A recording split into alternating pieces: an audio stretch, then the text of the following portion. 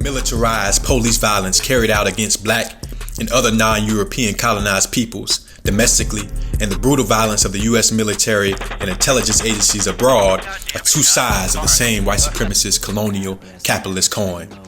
That is why for the Black Alliance for Peace, it is vital that the public understand this connection. The U.S.-made bombs bursting in air remind us that U.S. imperialism is still alive and well.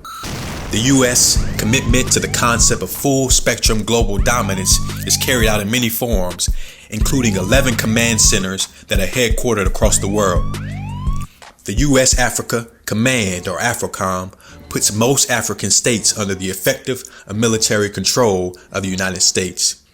The Indo-Pacific Command is the counterpart to AFRICOM in the Asia Pacific and is being used to direct military aggression towards China.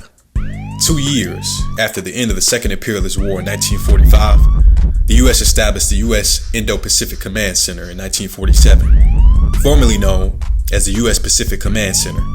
Its area of responsibility encompasses about half the Earth's surface. The 36 nations that comprise the Asia-Pacific region are home to more than 50% of the world's population.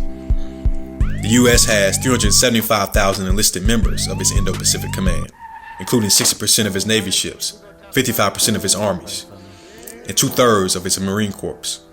In addition, with 85,000 forward deployed soldiers and a large amount of high-tech and new weaponry, the U.S. military has maintained its absolute supremacy in the Asia-Pacific over the years, while also continuing to seek new deployments, budgets, and resources, using the threat of China's and Russia's strategic rivalry as a justification.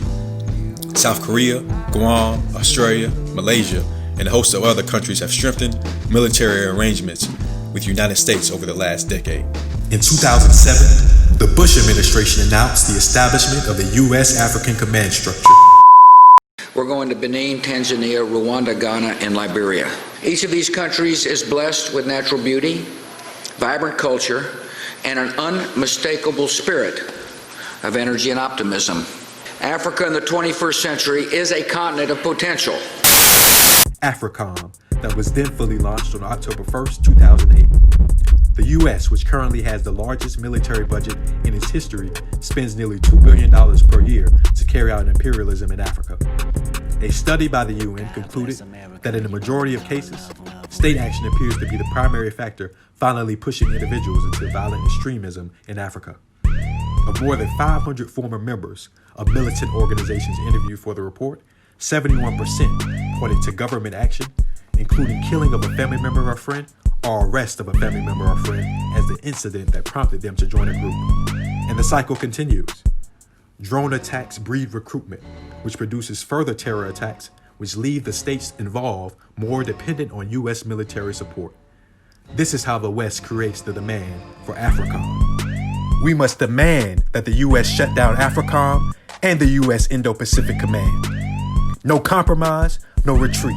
No compromise, no retreat. The independence of Ghana is not for innocent. Oh, yes. I can tell them that the good people of this country, overwhelming majority of people of this country, flatly and totally reject this attempt to send us back into colonialism. We will never be colonized again.